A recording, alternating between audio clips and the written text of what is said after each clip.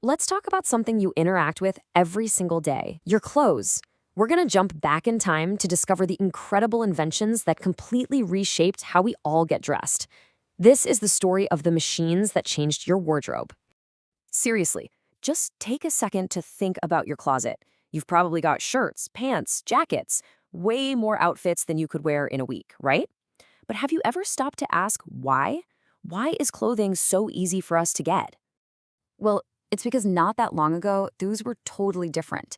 For most of history, clothes were incredibly difficult and time-consuming to make, which made them a real luxury. Most people only owned a few outfits and wore them until they literally fell apart. So what was the big holdup? It all started with the very first step of making any kind of cloth, creating the thread. I mean, just try to imagine having to make every single thread for a t-shirt by hand. Before these new inventions, workers used a spinning wheel.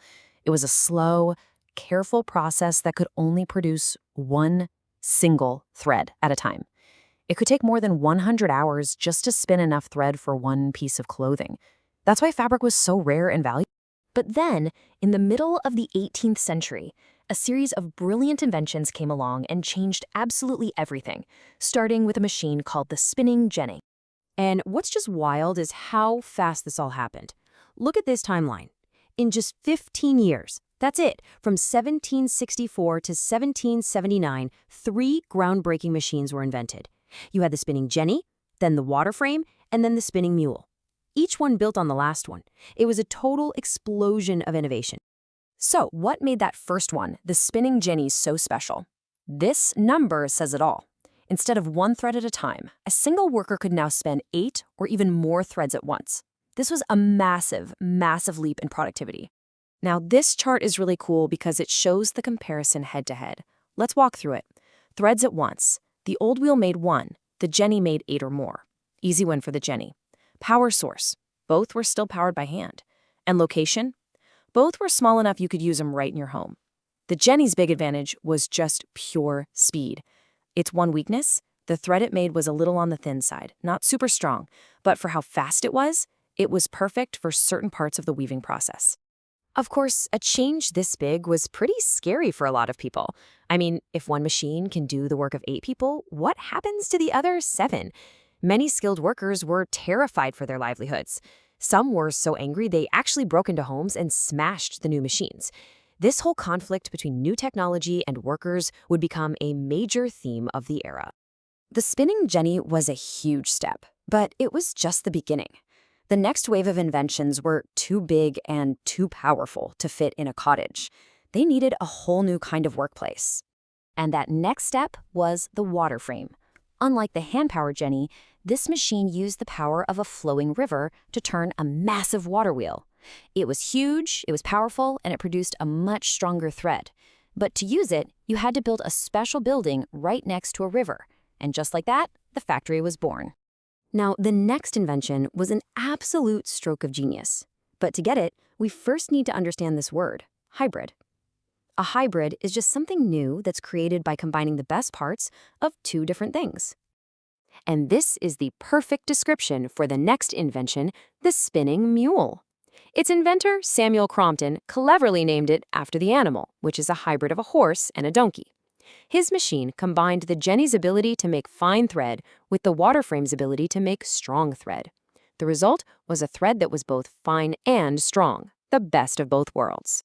These machines didn't just change how thread was made, they completely changed how people lived and worked. The entire structure of society was about to be remade from the ground up. Life inside these new factories was nothing like life on the farm. Imagine hundreds of huge machines clattering away in one room. The air was thick with cotton dust, and it was kept hot and humid on purpose to stop the threads from snapping. Workers, including children, worked incredibly long hours with almost no safety precautions whatsoever. The machines were massive, and they were constantly running. So who was tasked with the most dangerous jobs, like cleaning all that machinery while it was still moving? The answer is children. Because they were small, they were often hired for the terrifying job of crawling underneath the giant active machines just to clean up fallen cotton scraps. It was incredibly hazardous work. And as more factories were built, people needed to live near them. This led to one of the biggest changes of all. Thousands of families left their farms in the countryside and flooded into factory towns. Small villages basically ballooned into massive, crowded industrial cities, like Manchester, England, which became the center of the world's textile industry. The impact of these machines wasn't just felt in Britain. It created a new global economy that reached every single corner of the planet. Here's how the new system worked. Britain imported huge amounts of raw cotton, much of it grown and picked by enslaved people in the American South. Then its super efficient factories spun that cotton into cloth. Finally, it sold that finished cloth and clothing to the rest of the world for a massive profit, making Britain the wealthiest nation on Earth. So, the crucial point is this. What did all this mean for the average person? This chart shows it perfectly. Before the machines, the cost of clothing was incredibly high. Afterwards, it just plummeted.